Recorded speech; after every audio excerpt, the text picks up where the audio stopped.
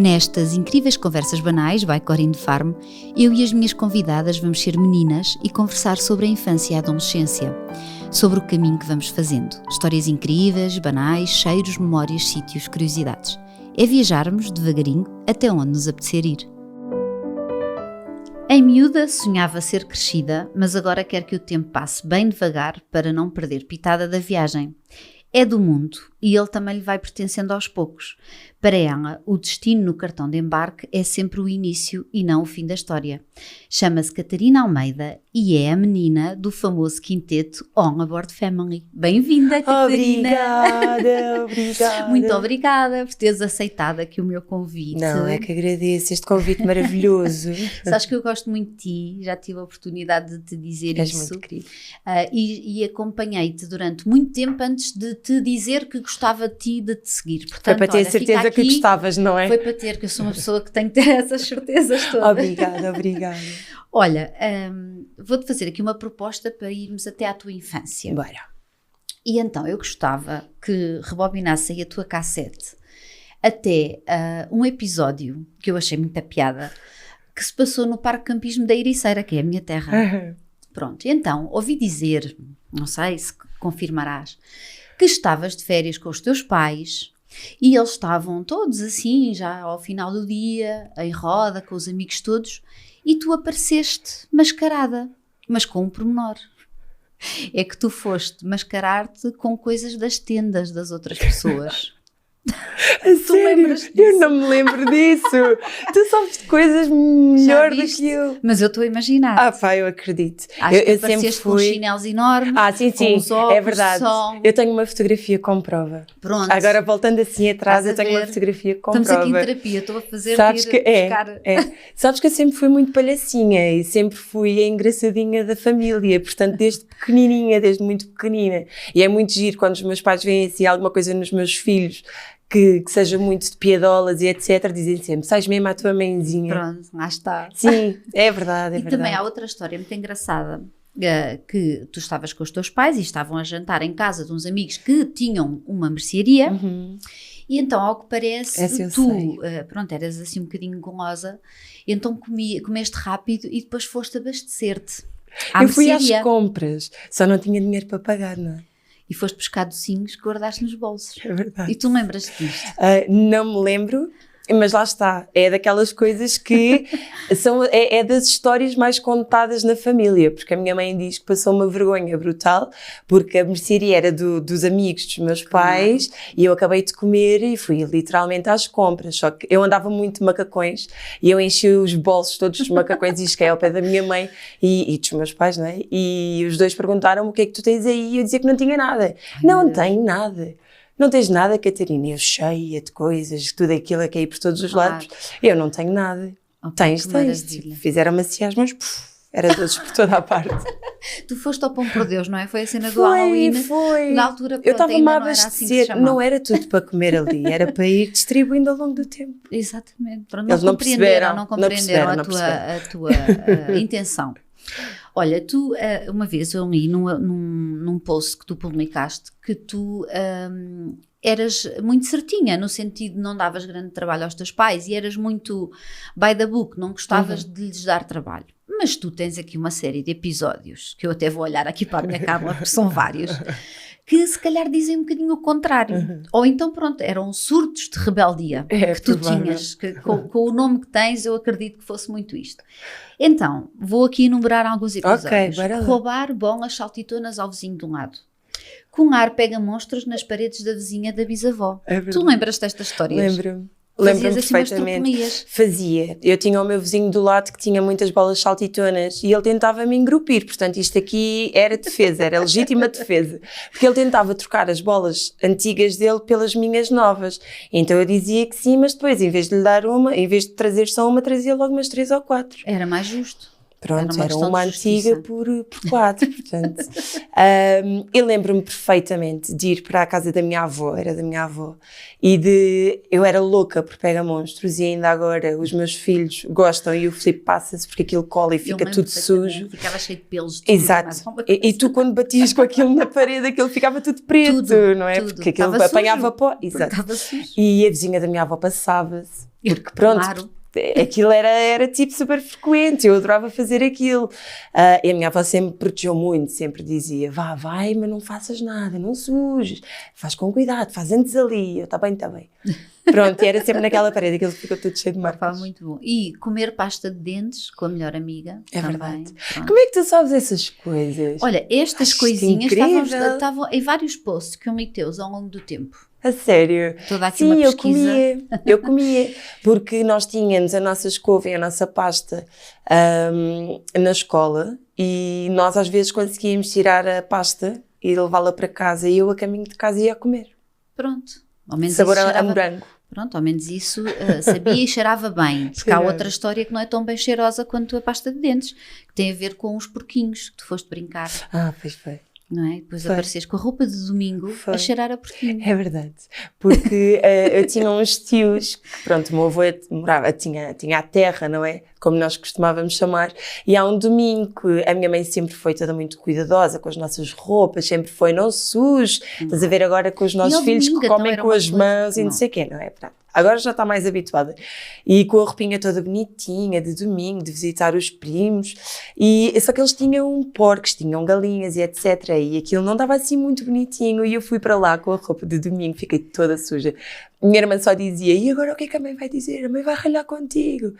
Pois, eu cheguei ao pé da minha mãe, toda suja. Ai, meu Deus, o que é que te aconteceu? Foi um porco que espirrou para cima de mim. Ou seja, a culpa foi do porco, não foi minha. Não foi tua que andaste lá mesmo pertinho deles. Andei. Bastante. Com os pés bem enterrados. No meio daquela lama. Sim, da caca. Muito, muito bem cheirosa. Portanto, por um lado, temos aqui uma menina que não dava assim grande trabalho no sentido de não fazer assim disparates e ser orientadinha na escola, não sei o quê. Por outro, de vez em quando havia Eu fui criança a sério. Eu usufruí do meu estatuto de criança, de poder fazer, claro. Por isso é que agora eu deixo os meus filhos também usufruírem do estatuto deles, porque depois crescemos. Se eu agora quiser fazer isto tudo, a gente vai dizer que eu sou louca, não é? Eu continuo a fazer algumas coisas, mas é completamente diferente. Quando somos crianças, poder ser crianças é a melhor coisa do mundo. Não é? É claro que havia aquele anúncio que era que bom que é poder sujar-se, mas é que isso é mesmo verdade, totalmente, não é? Totalmente. Eu também concordo. É um prazer gigante nós não estarmos a pensar se estamos a sujar, se não estamos a sujar, só usufruir. Às vezes nós estamos a andar no meio da floresta e queremos aquele contacto com a terra, de pegar, de tocar. Que maravilha. É mesmo para sujar. Eu lembro-me uma vez, foi no batizado da minha irmã mais nova, nós somos 3, eu sou a mais velha, e então, pronto, roupa nova, sapatos novos, não é? Tudo a estrear.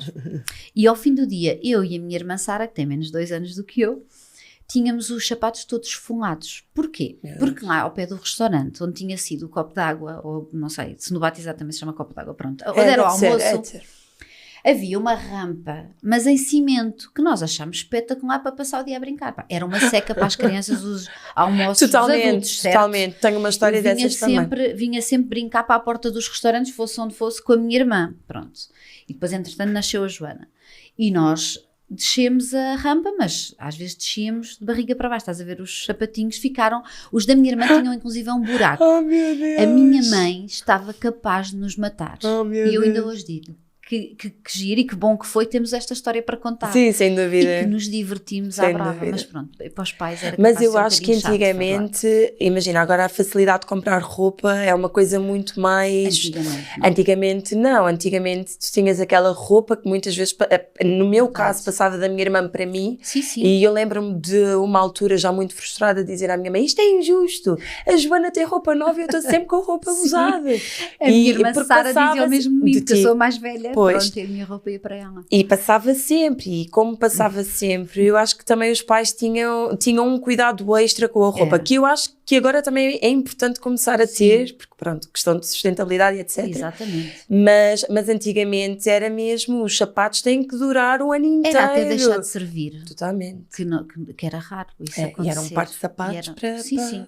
Eu lembro-me de ir para a escola, na primária, de ter no inverno tinha uns ténis e umas botas e no verão tinha os ténis e as sandálias. E está feito. E olha que prática era, não perdíamos o tempo que no caso as minhas filhas perdem a escolher o que é que querem calçar. Ainda hoje o Manuel fez isso, eu não quero este sapatinho, eu quero o outro sapatinho, tipo Cinderela, não quero este sapatinho. Sim, portanto não é uma coisa de raparigas e rapazes, tu tens 3 e já vês que... Sim. E os meus rapazes ainda por cima, eles são muito, o Manel adora bebés, ele adora brincar com nenucos, se eu for com ele a uma loja, ele agarra-se claramente a nenucos. Tem uma paixão gigante, eu não sei se é por ter o Vasco, que é mais pequenino, provavelmente, mas ele tem uma paixão gigante por nenucos. Ainda agora estivemos na Disney e ele pediu-me uma coisa de fazer bolhas da Pequena Sereia e nós somos super tranquilos com isso. Sim, devem ser. É à vontade, é o que eles gostaram. Eu acho que aí pode haver aí uma identificação, que os teus filhos são os 3 tão lindos que parecem bonecos. Talvez ele ache que ele próprio e os manos parecem bonecos e há ali uma identificação. Eu sou suspeita, não é? Eu acho que para as mães os filhos são sempre lindos. Mas são mesmo lindos. Olha, nós antes de começarmos a gravar estávamos ali fora a conversar e eu estava a partilhar contigo que é verdade que durante a pesquisa percebi que temos imensas coisas em comum, pronto, para lá do nome e desta identificação, que já existe há algum tempo. Ambas crescemos em bairros sociais. É verdade. E ambas também já falámos sobre isso, portanto não é aqui nenhum tema sequer delicado, porque pronto, é o que é, não é? De que forma é que tu achas que essa base, não é, esse início de vida te moldou na mulher que és hoje?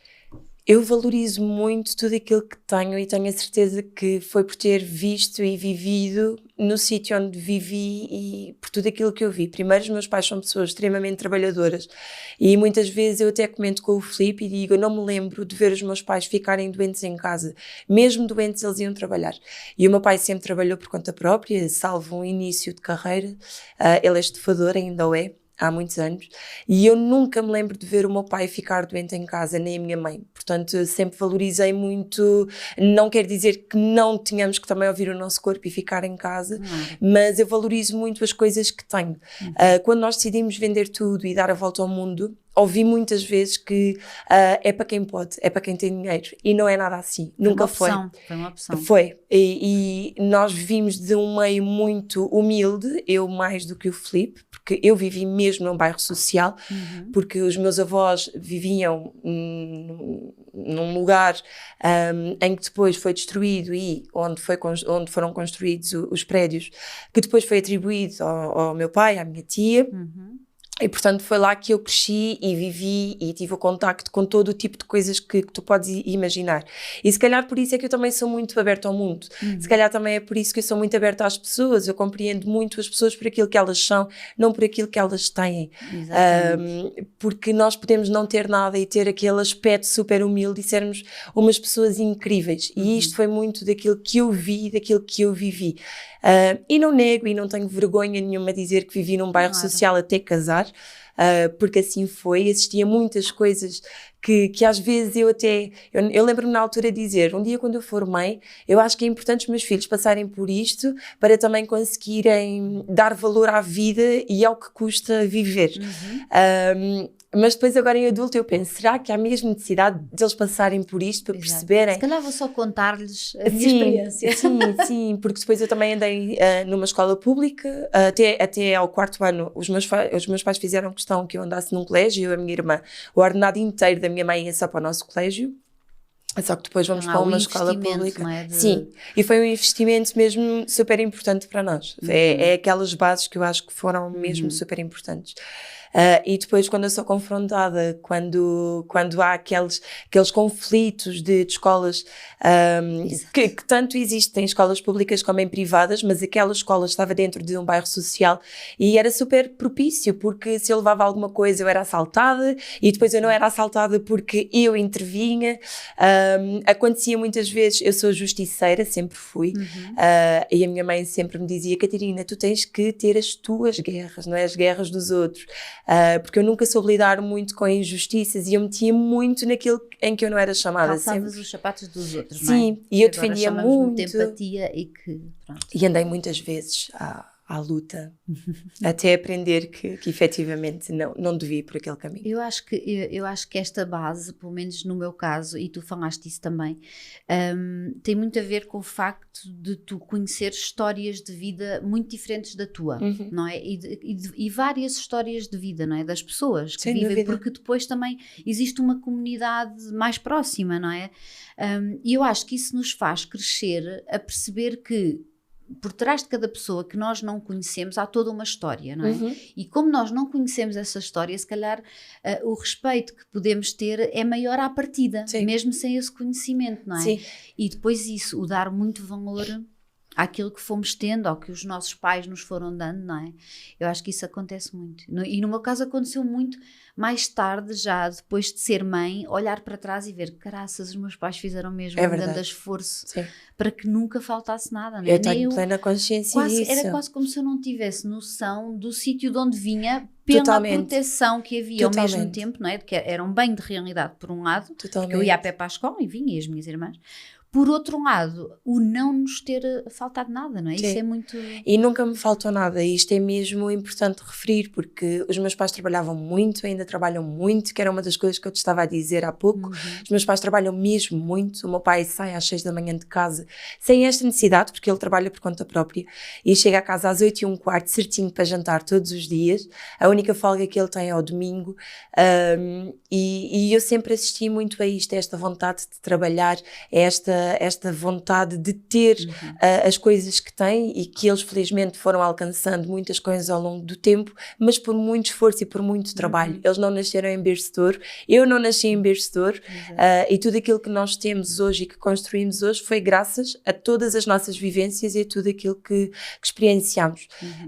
Por isso sou muito grata por ter crescido ali, e é muito engraçado porque ainda hoje às vezes dizem à minha mãe, nem parece que tu viveste num bairro social, porque não coaduna aquilo que tu és. Não parece. É isso.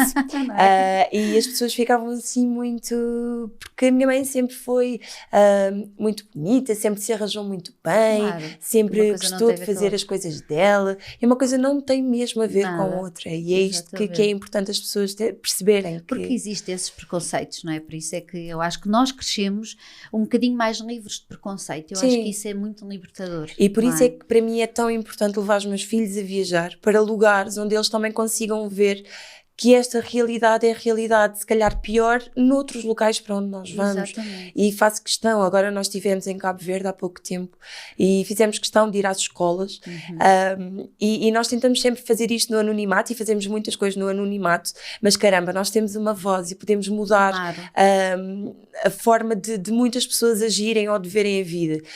E nós pensámos muito se devíamos partilhar aquelas idas às escolas, e decidimos que o iríamos fazer, e ainda bem que o fizemos. E para os nossos filhos foi super importante, porque o ponto alto da viagem para eles foi ir à escola, ter contacto com aqueles meninos e poder oferecer-lhes as coisas que muitas vezes os impossibilitam de ir, porque há muitas crianças que não vão à escola porque não têm material escolar, e o material escolar é obrigatório para eles conseguirem escrever e estarem na escola. E nós podermos proporcionar-lhes isto, e ter os meus filhos tão pequeninos já a conseguir ajudar, para nós é extremamente importante, e é mesmo aquela base que eu não lhes quero tirar. Eu digo muitas vezes uma coisa que é, não é porque os outros não têm que os meus filhos não vão ter, mas é porque os outros não têm que eles têm que valorizar aquilo que têm. Exatamente. E têm que ter cuidado com as coisas deles. Não estragar, os meus filhos não estragam brinquedos praticamente. O Guilherme sabe que há 2 alturas do ano que ele recolhe brinquedos e que vamos entregar esses brinquedos. Exatamente. E ele próprio já toma essa iniciativa. Ainda há pouco tempo ele disse, mãe, temos que falar com o Manuel, porque eu acho que o Manuel não vai querer dar os brinquedos dele. Portanto, temos ele já que atuar, sabe, temos aqui um problema. Sim, temos um problema, porque ele sabe que está a chegar uma das alturas do ano em que nós o fazemos, que é perto do Natal e é meio do ano. Exato. Porque nos dão imensa coisa, e tu sabes. Sim. Nós enquanto criadores de conteúdo, nós recebemos muitas coisas. Há muitas coisas que eu já não partilho mesmo, só para não não me mandarem mais, e eu agradeço e pronto. Sim, acontece o mesmo. Acontece, exatamente. não é? E depois tu também percebes assim, olha, alguma coisa estou a fazer bem, não é? Porque acontece isso nos primeiros anos nós dizemos, olha meninas, vocês no Natal receberam coisas, portanto se calhar vamos separar coisas que vocês têm ainda boas, mas que já não brincam tanto e vamos dar aos meninos. A gente diz, dar aos meninos. Dar aos meninos, é o que nós normalmente dizemos. damos lá na Ericeira, na comunidade, ou à igreja, porque conhecem bem as famílias e distribuem, ou outras associações. E é engraçado que fizemos isso, 2, 3 anos com elas muito pequenininhas. Depois houve um ano que a mais velha disse, olha mãe, este ano eu acho que como recebemos tanta coisa, eu acho que mesmo uma coisa nova, ainda por abrir, podíamos dar aos meninos porque nós recebemos mais. E eu acho que não nos atei a chorar só por para ela não entender a mensagem de forma errada. Mas pronto, há uma coisa que estamos a fazer bem. E agora, nós nem dizemos nada, e depois do Natal, e normalmente, até um bocadinho, ali a meio do ano, elas fazem uma recolha e dão os brinquedos. Eu acho isso incrível, maravilhoso, porque elas só precisam ali de uma referência. E depois vêm-nos a separar as nossas roupas e a dar, então é isso, é muito mais aquilo que nos vêem fazer do que aquilo que lhes dizemos. E atenção, nós não somos melhores que ninguém por fazer. Há pessoas que não conseguem fazer e certamente fazem. Não é? Sim, e que fazem as coisas de outra maneira, nós não somos melhores do que ninguém por darmos exemplo, ou por... Exato, mas para nós, especialmente para mim, que cresci num meio com tanta desigualdade e com tanta diferença, eu sei que aquilo vai fazer a diferença na vida de alguém. Exatamente. E que é muito engraçado porque o Guilherme ia ainda em Cabo Verde, ele ia já aborrecido na carrinha, muitas horas, e ele dizia, ai mãe, assim, encostar à janela, ai mãe, estou aborrecido, não tenho nada para fazer. Eu disse, então olha, vamos melhorar a vida de alguém. Vais abrir a janela e vais sorrir e dizer adeus às pessoas. Tu vais ver que toda a gente vai sorrir de volta e vai-te dizer adeus. Especialmente em Cabo Verde, que é um povo super quente e super caloroso. Ele foi o caminho todo a abrir a janela, a dizer adeus e voltava todo contente e disseram-me adeus. E eu sou muito de incentivar a fazer isto no dia-a-dia, de nós... ser individual, conseguimos de alguma maneira mudar a vida de alguém com coisas muito simples, com um sorriso, com alguma coisa. Eu às vezes até pego pelo excesso quando estou com alguém, de sorrir muito, de agradecer muito, porque eu sou assim, aprendi a ser assim. E quero muito que os meus filhos também o sejam, por isso é um trabalho que vou desenvolvendo ao longo do tempo. E é muito bom nós ficarmos assim, quase assim, meio afastados a olhar e a ver o espetáculo fora, não é? Porque pensas assim, opa, está tudo certo, não é? Sem dúvida. Mas não há aqui perfeição, volto a dizer, não é? Porque eles às vezes também têm aquela parte deles de são crianças normais, com as birras normais e que também não querem dar ou que também não compreendem determinadas coisas. Mas eu vou muito por aquilo que é, se nós formos fazendo ao longo do tempo, agora não quer, por exemplo, com o Manuel, eu tenho a certeza que se eu começar a separar brinquedos, ele vai dizer que não quer, mas eu vou fazer ali um trabalho com ele, até chegar ao ponto em que o Guilherme já está, que é, eu quero. Exatamente. Livre iniciativa. Tempo também. Sim. Tu disseste aqui ali atrás que sempre tiveste esta coisa de justiceira. E duas características que me contaram sobre ti têm mesmo a ver com isso, de procurar sempre... para já seres determinada naquilo que tu queres, que se tu queres muito uma coisa, tu trabalhas para a conseguir. Muito. Por outro lado, esta coisa da justiça às vezes até te leva a ser um bocadinho explosiva, do género, reconhece isso. Eu reconheço. Há uma injustiça, há uma coisa que não está certa e tu aí, tipo... Sim. Eu sou muito tens quente. Que explodir. Sim, eu não consigo guardar nada para mim. Eu tenho aquela parte que sou muito querida e sou mesmo, e gosto muito de pessoas e dou contacto com as pessoas, mas sou muito justa. E mexo muito comigo e não consigo ficar indiferente. Se alguém na rua tiver alguma atitude... Eu sou daquelas pessoas que se mete. Se alguém tiver a ter alguma atitude injusta e que eu estou a ver por fora, e se eu perceber que eu vou conseguir mudar alguma coisa, eu sou aquela pessoa que diz, olha, não faz isso à minha frente. Mas depois sou isto também em casa, e em casa tenho aquela liberdade ainda maior para explodir, e faço muitas vezes com a minha mãe, faço muitas vezes com o Felipe, faço muitas vezes com as pessoas que estão à minha volta. Sim, porque mexe muito mesmo comigo, eu não me consigo abstrair, e é uma das coisas que eu tenho dito que tenho de trabalhar, de pelo menos tenta respirar, espera um bocadinho, porque depois eu sou aquela pessoa que passou, aquilo explodiu, mas depois daqui a 10 minutos passou, estou calminha, está tudo bem. Exato. E para mim fica mesmo arrumado, porque eu explodi, está arrumado. Está feito. Mas depois fico a pensar, se calhar não devia ter feito, se calhar não devia ter dito, e por isso estou a tentar trabalhar aqui um bocadinho nisso, mas eu gosto de ser assim. Pois, se calhar tem tanto a ver contigo, não é? Sim, eu acho que é importante. Sim. Nós também dizermos o que sentimos. Exatamente. É? Eu vou ler aqui uma frase, tu uma vez escreveste. O meu jeito de menina-mulher sempre escondeu a força que tenho. Eu deixei que assim fosse. Não me envergonho das vezes que me dizem que jamais irei crescer. É a loucura de criança que me dá a coragem que os adultos querem ter. Cresci com a vida que se formou à minha volta. Ainda acreditas que é assim que os outros te veem? A minha mãe sim, tenho plena certeza. A comunidade que eu construí vê-me de uma forma muito bonita e que às vezes eu até tenho um bocadinho de medo, porque eu não gosto mesmo, e volto a falar da palavra perfeição, não existe a perfeição, e eu não gosto quando me dizem a tua família é perfeita, não é. Mas eu acho que tu não vendes a perfeição. Não, eu espero muito que não. Não acho que vendas a perfeição, eu espero muito acho que mesmo o contrário, acho que vendes as coisas como elas são. Pronto, e é isso que eu quero. E quando me dizem a tua família é perfeita, e quando eu crescer, quero ter, porque eu tenho muitas idades que nos acompanham. E tenho pessoas que ainda não são mães, pessoas que ainda não se casaram, tenho depois já avós, tenho pessoas da nossa idade, e portanto nós tocamos aqui um bocadinho a cada pessoa. E recebo muitas vezes, quando eu crescer, quero ter uma família como a tua. E eu digo sempre, vai ser melhor, porque vai ser a tua família. Exato. E vai ser a tua vida. Exatamente. E digo isto sempre, porque é verdade. E depois dizem, a tua família é uma inspiração. Todos somos um bocadinho, temos que prestar mais atenção àquilo que está à nossa volta, porque todos somos um bocadinho, todos nós somos especiais, todos nós temos a nossa história. Mas a minha mãe vai-me sempre ver como uma menina, ela nunca me vai levar 100% a sério, porque ela vai-me sempre ver como aquela Catarina louca que faz as neiras, este tipo de asneiras, porque eu ainda sou assim um bocadinho, eu ainda sou. Mas pronto, depois tenho a outra parte de responsabilidade que fui obrigada a ter com toda a vida que depois se formou à minha volta, com a perda estacional, com a doença do Filipe, com esta questão de largar tudo, aquele embate de largar um trabalho. São coisas que são duras, especialmente a perda e a doença, e que eu não estava habituada. Eu estava habituada a ter uma infância feliz e a crescer bem, sem pessoas doentes à minha volta, que é aquilo que eu mais me orgulho, e fico muito feliz de ter uma família saudável e nunca ter de lidar com as doenças. E depois tenho um marido que é insuficiente renal e que depende a 100% dos tratamentos para viver. E portanto depois aos 6 meses também temos que fazer a interrupção de uma gravidez. E isto foi aquilo que me foi formando aquela pessoa que eu sou agora. Foram coisas muito duras que eu não estava habituada e foram choques muito grandes, mas que foi bora. Exato. É para seguir em frente. Não vou fazer planos a longo prazo.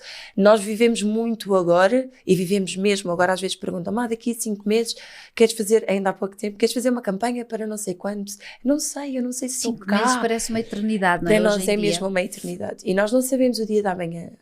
E cada vez mais ninguém sabe. Quando explodiu a pandemia, nós dizíamos às pessoas, e agora? Vocês que diziam que nós largámos tudo pelo incerto, não há certezas de nada. Explode uma pandemia, as pessoas ficam sem trabalho, ficam sem muitas das coisas que já tinham.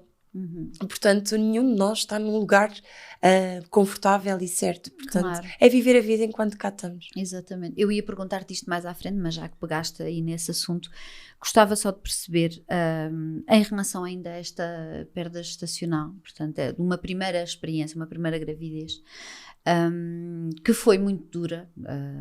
Eu li várias coisas que escreveste sobre isso.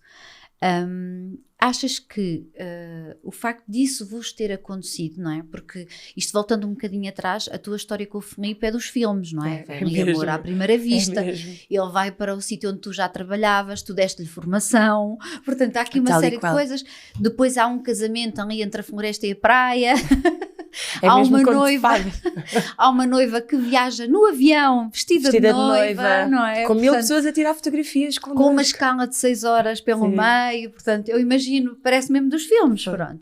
E depois, não é? Há aqui uma primeira experiência, não é? Isto parece... Dizer que é um balde de água fria é quase um eufemismo, não é? Porque isto foi uma coisa... Nós fizemos 2 luas de mel. Fizemos a primeira nas Maurícias e a segunda em fevereiro nas Filipinas. Nós já queríamos fazer nas Filipinas, mas não estava a bom tempo, então decidimos uma primeira e depois uma segunda. Mas chatice viajar, não é? Exato, super chato. exato. Agora vamos às Maurícias, depois às Filipinas. Exato, mas chatice, pronto. Olha, teve de ser assim, não é? Mas chatice.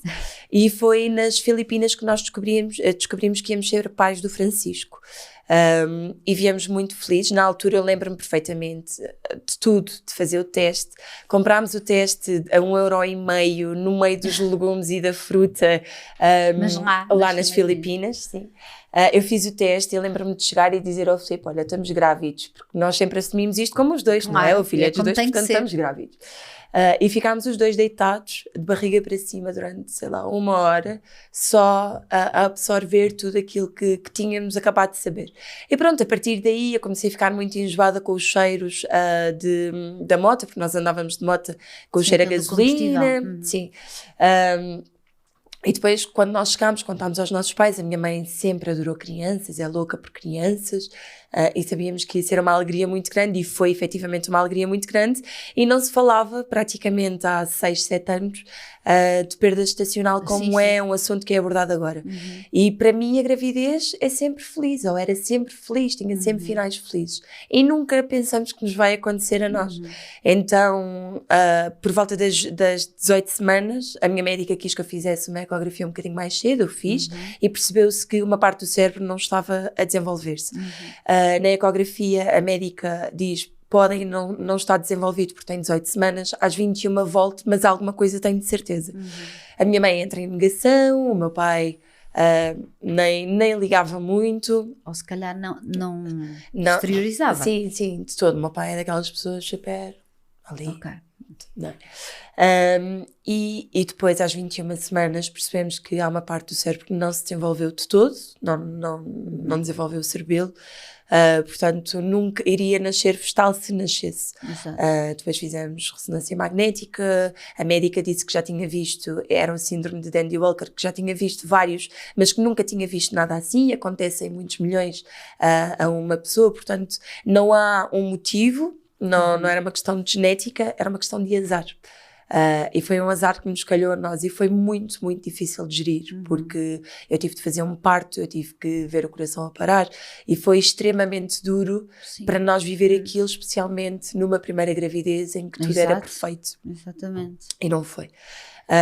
E esse foi a nossa primeira prova a sério enquanto casal, porque sofremos à vez. Primeiro sofri eu e depois sofreu o Filipe. Primeiro ele apoiou-me e depois eu apoiei-o a ele.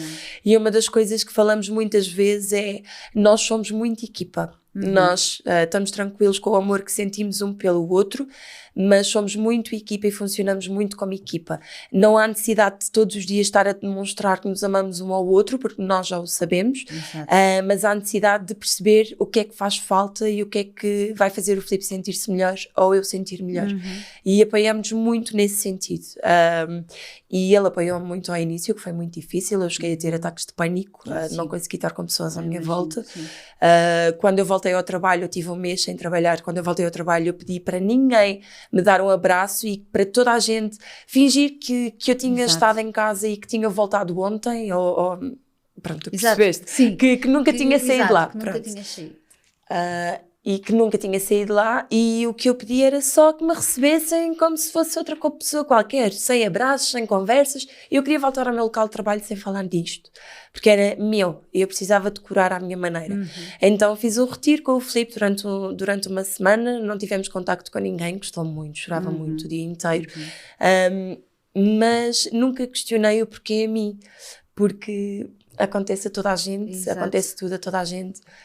Era só o tentar encontrar-me E perceber que... Tentares arranjar a tua forma de serenar, apesar do que vos tinha acontecido, não é? Sim, e aconteceu ao fim de uma semana, ligar à minha mãe a chorar, a dizer, oh mãe, passou uma semana, e a minha mãe dizia, e vai passar um mês, e vai passar 2 meses, e vai passar 3 meses, e vai passar 1 ano, portanto, filha, temos de curar isto, e foi super duro. Ai, a ver se eu não me emociono, que isto é muito Então, mas podemos mudar de assunto, se quiseres. Sim, não, mas tranquilo, porque eu sei que uma das coisas que agora ajuda muito, e eu tenho muitas mães que perderam filhos, e que nos confessam muito e que estão muito connosco, e eu ligo a estas pessoas quando me mandam mensagem, eu mando áudios ou ligo, estou super disponível mesmo para qualquer pessoa falar comigo, lá está, eu sou muito pessoas. Porque é dos temas que nos custa muito abordar, mas que quanto mais falarmos dele, menos peso vamos, não é? Acho que tiramos peso dos ombros de quem o está a viver agora, porque há temas que realmente parece que ficam muito guardados nas famílias e depois é ali um peso muito grande. Há pessoas que não conseguem engravidar e que têm uma luta de uma vida para conseguir ser mães e ser pais, portanto acho que nós temos é que agradecer a vida que vem aí, independentemente de ser menino, de ser menina, isto é muito da sociedade, as meninas têm laços, olha, ainda há bocado eu estava a dizer que o Manel brinca com bonecas, isto tem que acabar, nós temos que deixar de ter esta pressão, porque é totalmente indiferente, nós estamos a ter pessoas, estamos a gerar pessoas e estamos a pôr pessoas no mundo, e não há nada mais bonito que isto, é o que eu tento dizer às pessoas. Sabes que na primeira gravidez da Maria Rita, quando o médico disse que era uma menina, o Raminhos, lá está, porque se cresce com isso, não é? Tinha imaginado todo um filme de levar o rapaz à bola, ao Estádio da Luz, de não sei o quê. Quando eu, desde miúda, sempre fui ao Estádio da Luz com o meu pai, e eu e a minha irmã íamos e adorávamos, mas pronto, ele tinha muito esta coisa. Então eu acho que naquela ecografia, ele perguntou 4 ou 5 vezes se ele tinha a certeza que era mesmo menina. E o médico deu uma resposta muito gira, que eu nunca me esqueci. Ele disse assim, olha, ainda vai crescer muito, mas não lhe vai crescer mais nada. E eu achei muito engraçado. Isto para dizer que na segunda gravidez, que foi logo passado 2 anos, para mim sempre foi completamente indiferente, mas mesmo, nunca tinha assim aquela coisa, eu adorava ter um menino, não, era mesmo indiferente.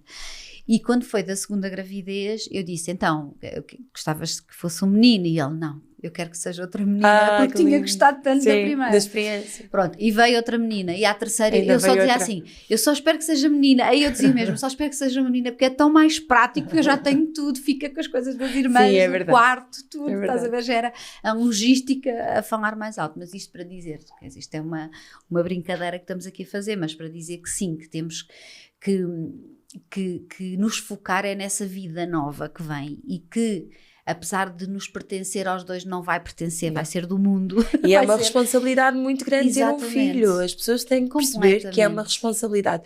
Ter um filho não é só ter, portanto, se nós queremos ter um filho porque queremos ter uma menina ou queremos ter um menino, isto é muito pouco. Sim, porque nós temos que perceber que a responsabilidade em pôr aquela pessoa no mundo é gigante, nós temos que educá-lo, vamos ter milhões de desafios ao longo do tempo e nós temos que estar preparados. Vamos sentir muitos medos. Muitos e vamos mesmo. ter que o gerir, portanto, não é? Desde sempre. Eu tive uma chefe minha que, quando aconteceu isto do Francisco, que ainda estava no início, a dizer, fogo, desde que eu engravidei que estou sempre preocupada. Ela disse, Catarina, a preocupação a partir do momento que tu engravidas não acaba quando o bebê nasce, é para o resto da vida, porque os filhos são preocupações ao resto da vida. E é verdade, eu olho à minha volta e vejo que quando nascem são muito pequeninos, deixa ver se estão a respirar por causa da morte súbita. Depois vezes, crescem, começam a andar. Assim, põe a mão assim no peito. Está a respirar. Quantas vezes? Depois se parte alguma coisa, porque ainda não tem a destreza suficiente para conseguir subir àquele sítio. Depois vai sempre mudando. Da escola, tu não imaginas que é porque estão a pedir uma muda de roupa, imaginas sempre que já está numa ambulância a caminho. Eu vivo na Ericeira, né? Então acho sempre que está numa ambulância a caminho em Lisboa, Santa Maria. É o filme que eu faço e depois diz, não, está tudo bem, é só porque ela esteve a brincar com água, molhou-se e já não tem outra muda. Sabes que na escola imagina sempre o pior, e eu acho que até sou uma mãe relativamente tranquila, mas é a primeira coisa que vem, é uma imagem muito horrível. Sabes que quando ligam da escola, às vezes dizem assim, mãe, é da escola, estou a falar por causa do Manuel, mas ele está bem, está tudo bem. Exato. É logo, dizem logo. Está tudo bem. Está tudo bem. Mas nós ficamos sempre com aquela de está tudo bem, já estão-me a tentar acalmar. Vá, digam lá o que é que vocês querem, o que é que se passa, porque eu quero perceber se eles estão mesmo bem. O número da escola, aquilo é um baco que uma pessoa tem.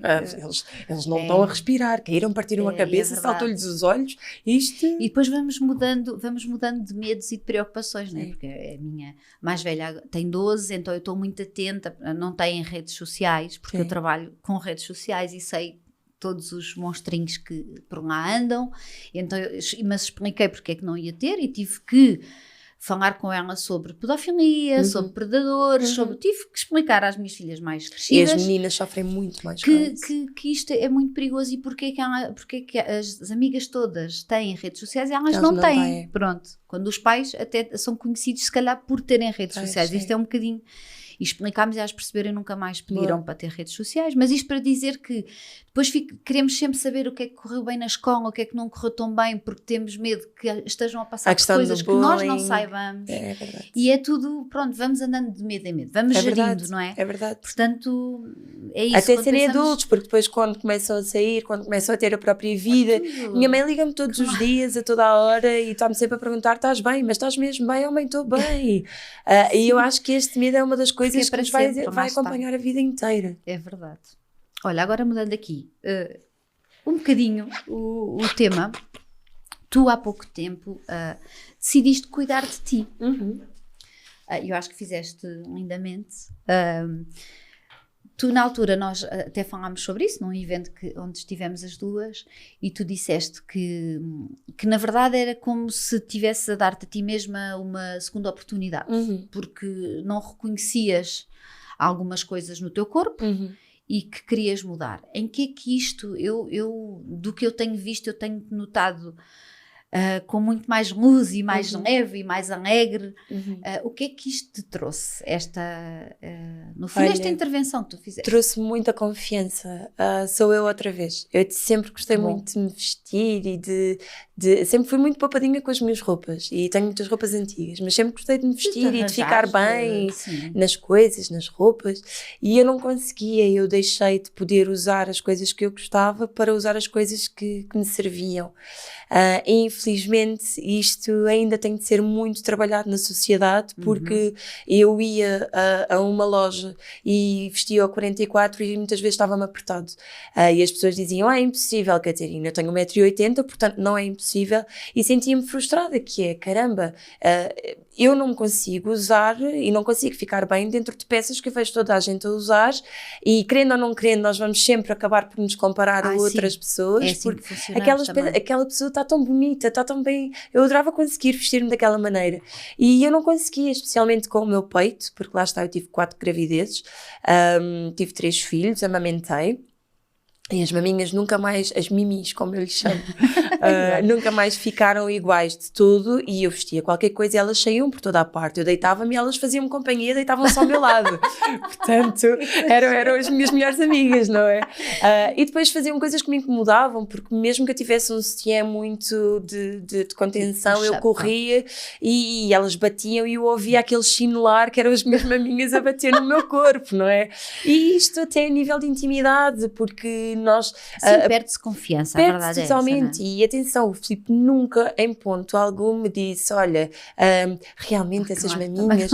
E eu às vezes eu até me chateava com ele, eu dizia, Filipe, eu prefiro que tu sejas sincero e que me digas as coisas do que eu estar a ver ao espelho.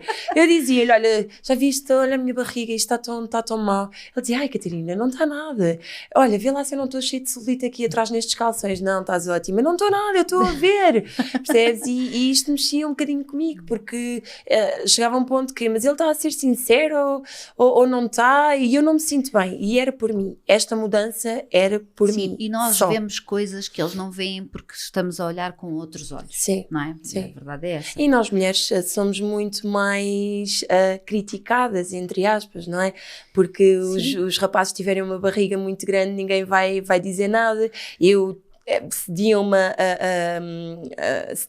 os lugares muitas vezes por pensarem que eu estava grávida. Lembro-me perfeitamente quando eu perdi o Francisco, eu fiquei com barriga durante algum tempo e foi um assunto muito, muito delicado para mim, porque me diziam, está grávida? E pois, não, eu tinha acabado de perder um bebê.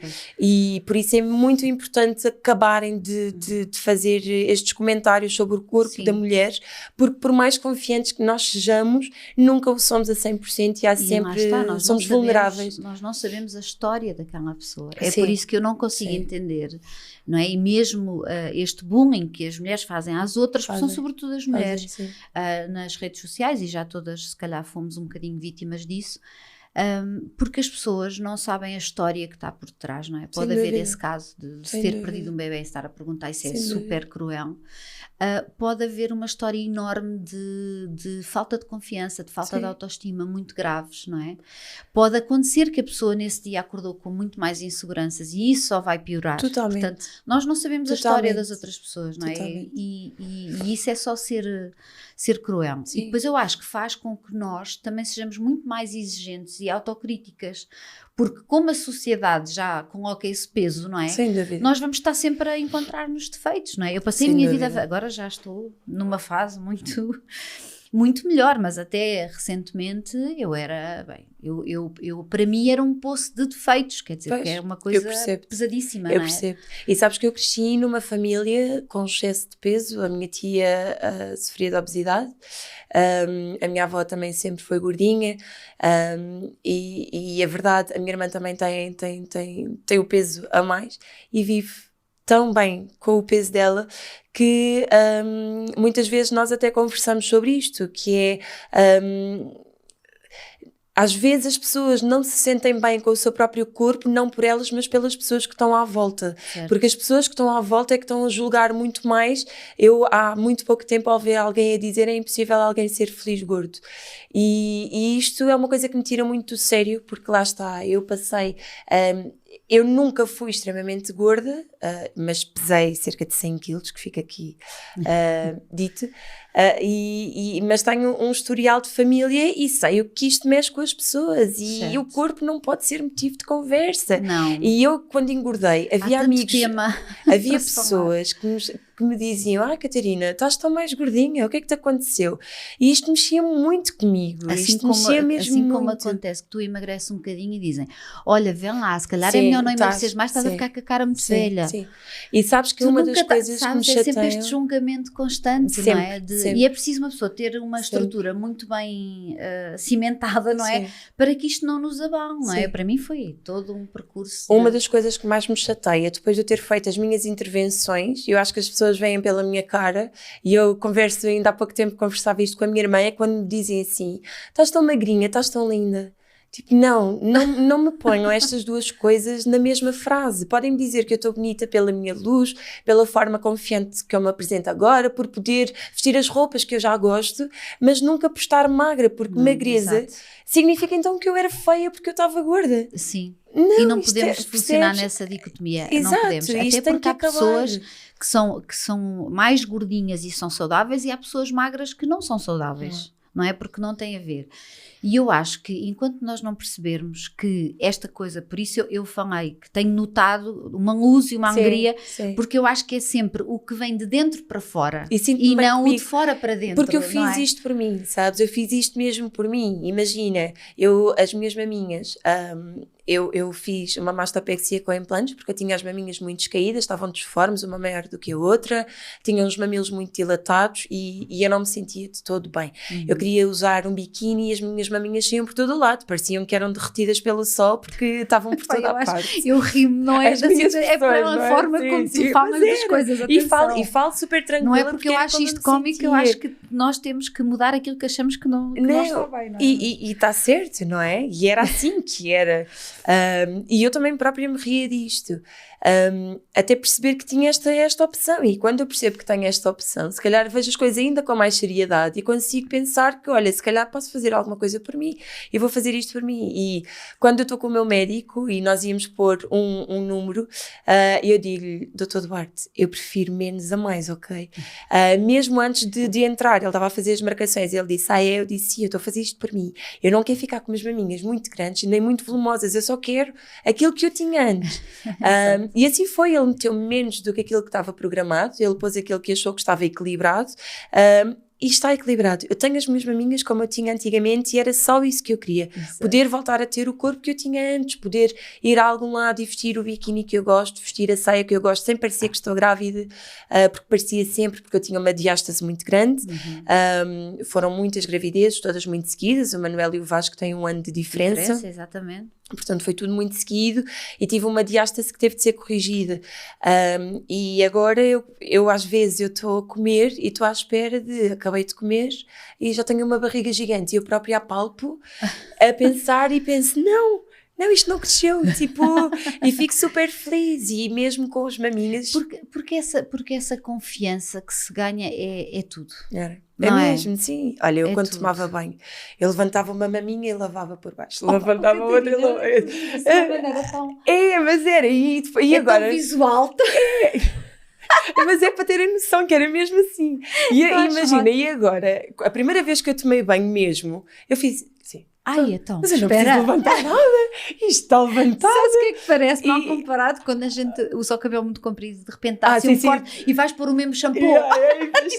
É tal e qual, percebes? E isto tudo permite-me também olhar para mim de uma forma completamente diferente. Estou muito mais confiante, estou muito mais feliz e sei que isto depois passa para o Filipe, para os miúdos e para as pessoas que estão à minha volta. Exatamente. Não é? Porque eu fiz isto por mim, só por mim. Exatamente. Olha, estamos aqui a entrar na reta final da nossa conversa, que isto passa sempre muito, muito rápido. O que é que tu ainda não fizeste na tua vida e que gostavas mesmo muito de fazer? Olha, gostava muito, é um plano que eu tenho há muito tempo, que ficou adiado com a diálise do Filipe, mas numa das nossas viagens nós gostávamos mesmo de fazer a diferença num país, gostávamos muito de ir, neste caso a um continente, gostávamos de ir à África e de alguma forma fazer voluntariado durante muito tempo. Não ir às escolas agora, tipo uma semana e agora vou a 2 ou 3 escolas, não. Gostávamos mesmo de tornar a nossa vida útil e de fazer a vida, e fazer a vida de outras pessoas mais feliz. Portanto, é um sonho que está adiado há muito tempo e fazer voluntariado desta maneira é uma coisa que ainda não se concretizou, mas que tenho a certeza que se vai concretizar quando o Filipe tiver o rim que precisa. E quando ele for transplantado, com toda a certeza que nós vamos fazê-lo. Era um plano que nós tínhamos a 2, depois passou a 3 com o Guilherme e agora vai passar a ser a 5. E além deste projeto que tem a ver com o continente africano, há algum sítio neste mundo que vocês ainda não tenham ido e que gostassem muito, muito, muito de ir? Há vários. Nós gostávamos muito ainda de visitar a Nova Zelândia, gostávamos de visitar a Austrália, gostávamos muito de voltar às Filipinas, acabar por fazer toda a parte da Ásia que ainda não visitámos. Depois gostávamos muito de fazer Zanzibar, África do Sul. Está prometido ao Guilherme fazer a África do Sul, portanto, à partida... o Guilherme, mas porquê? Sim, porque eu sou uma banana, não é? Que decidiu perguntar a um filho que adora viajar se ele preferia um dinossauro gigante, porque ele viu um dinossauro gigante e aquilo era caríssimo. Era 100 euros e eu disse ao filho, eu vou-te oferecer isto daqui a uns tempos, porque tu deves compreender que nós não temos dinheiro para andar a dar assim, não é? Portanto, no teu aniversário nós depois pensamos, e ele queria muito ir à Praia dos Pinguins, na África do Sul. E eu decidi perguntar ao filho, olha, a mãe só te vai poder dar um presente, não é? Então, comparei um presente de 100 euros com um presente gigante, a pensar que ele queria o dinossauro. Então, o que é que tu gostavas de receber no teu aniversário? Gostavas do dinossauro ou gostavas de ir à África do Sul ver a Praia dos Pinguins? Que era a Praia dos Pinguins. Claro, Okay, assim, pronto. de caras. Sim, logo. Pronto. Nem pensou 2 vezes. Conclusão, ele fez assim, anos em abril. Ele fez anos em abril. E por acaso ele tem uma coisa muito boa, que ele não nos cobra as coisas de tu disseste e nós não vamos. Ele não é nada dessas coisas.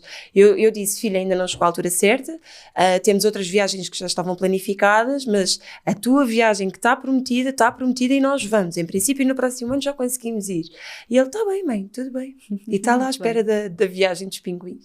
E estamos aqui a falar de viagens e há bocadinho falámos nisto, mas só para que fique muito claro para quem ainda não conhece tão bem o projeto All Aboard Family da Catarina, esta coisa das viagens não são um luxo, foi uma opção que tomaram de ou conseguimos ter aqui uma série de coisas ou não temos nada destas coisas, mas vamos viajar, não é? Portanto, acho mesmo importante, não é? É uma opção, como existem tantas. Sim, não é? para nós era importante. Com objetivos muito específicos em cada viagem que cada fazem. Um de nós transportou, agora com os mais pequeninos acabam por se juntar ao Gui, mas cada um de nós transportava uma missão quando nós decidimos largar tudo e quando decidimos criar o All Aboard. Nunca sequer pensámos que poderíamos viver do All Aboard, mas uma das coisas que nós dissemos é nós vamos viajar com um propósito.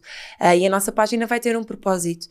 Eu transportava a missão de que é possível sonhar em qualquer altura. Eu trabalhei durante 10 anos no serviço de apoio ao cliente com um ordenado já bastante confortável. Eu era team leader, tinha uma equipa bastante grande que dependia de mim e eu larguei tudo e foi um choque para a família, um choque gigante, especialmente para uma família que agora se percebe ainda mais que tanto lutou para ter alguma coisa. E eu também lutei muito para ali chegar e depois abandonei tudo. É o dar o certo por incerto, sendo que o certo também tem muito pouco de certo, não é? Na verdade depois o Filipe que transporta ainda a missão de é possível viajar, é possível viver mesmo com uma doença, a vida dele depende a 100% de um tratamento. Eu acho que as pessoas às vezes não têm noção, porque perguntam-nos se o Filipe está melhor.